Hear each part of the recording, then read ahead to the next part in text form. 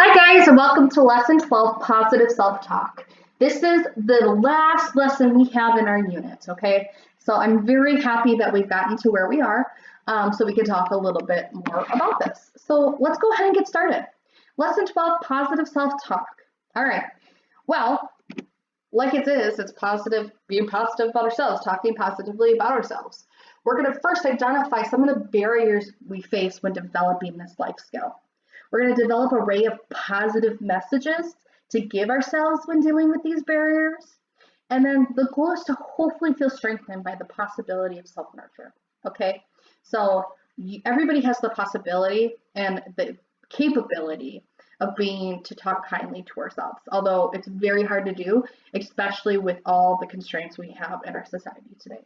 But we can overcome it. So what is positive self-talk? Well, it's basically the act of talking kind to yourself, giving yourself encouragement, being able to help yourself, eliminate the doubt. Instead of talking about, the things you can't do, telling all the things of why you can do it, okay? Instead of making lists of all the reasons why you can't. We want to make sure that we are believing that something that can be true and will be true, all right? Having positive self-talk helps us with our health overall too. It helps decrease the anger we have. It helps us with our responsibility. It helps us be persistent. It helps us give us the okay to fail or make mistakes. You're giving yourself, more opportunities to believe in the things you can do and make sure that you believe in you. One thing we need to understand that positive self-talk comes from within ourselves. It can transfer from person to person. And it naturally depends on the things and the barriers we face in order to help us grow so that we can change these troubling times into positive situations. Now, there's a lot of things I've experienced in my personal life that I cannot share that have made things very difficult for me and made it very hard to talk positively about things. Like I mentioned in a couple lessons earlier, that I tend to be a very positive person, and that is a strength I have for myself. Now, I'm positive for other people, but when it comes to myself, that is an area that I struggled in for a long time.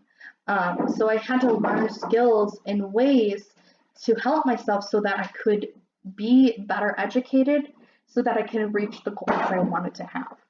Okay, so that is what positive self-talk is. What are some internal barriers we face? Well, we have the fear of failure, fear of disapproval. If things seem too difficult, if it's not interesting or, we're not curious in it, sometimes we don't want to be different or difficult, and we don't want things to be too stressful, okay? So when we fear failure, sometimes it's because of the things we've been punished by in the past. Not necessarily physical punishment, but just like, for example, maybe I didn't turn a homework assignment in, so I got an F. So I'm fear that if I continue to not turn assignments in on time, I'm going to continue to get punished, right? So we're fear of failure. I can say this is that I struggled in school. I got C average grades, and it wasn't because I didn't always turn my assignments in, although there was a few. But I really struggled in school. I couldn't study like most people. No matter the study skills I taught, no matter the help I got in school, I was very scared in my undergrad degree and even going in for my master's degree because I didn't think I could get passing grades or better grades or be on the E honor roll. So I was afraid to, I had a fear of failure. But that was a negative self-talk, right? The fear of disapproval. Oftentimes, it's sensitive to adults or peers. We are afraid of what other people may think of us. We are afraid that they're not going to agree or disapprove. I'll be honest, when I first told my dad I was going to school for psychology, he said, "So you want to listen to people complain for the rest of your life?" The thing is he didn't understand or have the knowledge to know what I could do with the degree in psychology. And corrections too. So for him, he didn't fully understand, and I was afraid of his, I wanted his approval for it, and he was kind of disapproving of what I wanted to go to school for. Now that he knows and how abundant we need the needs for psych needs, he's a lot more approving of it because he didn't have the knowledge of it. So I was in fear of, disapproval. So if things seem too difficult and hasn't been challenged much in the past is usually the reason why we find things to be difficult. For example, I hate to run. I sincerely hate to run, but I want to do a 5K. So for me, it took me 23 years to run my first 5K. The reason why is because it seemed too difficult because I was always a slow runner and I had hard time breathing, I couldn't run fast. It was just difficult. So that's why I kept myself from doing it. Not being interested or not curious. Usually it's things or people who we find that are different. So for example, politics, that does not interest me at all. I am not curious about it. The reason being is I just find it very negative, but that's my personal opinion, right? So for me, I didn't want to be different, I didn't want to be interested in that kind of stuff. So it made it very hard when I had to take courses that related to politics to stay engaged because I did not find it interesting. So it's a barrier I faced in school because I had to take certain classes and some of the topics we talked about were politics. So I had to kind of overcome that barrier. The other thing is we don't want to be different. Oftentimes it's penalty for nonconformists. So for example, we all have the tendency to conform. Think about when you come into a classroom.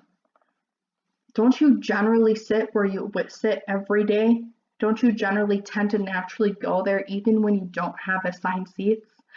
This is very true in all situations. We don't want to be different.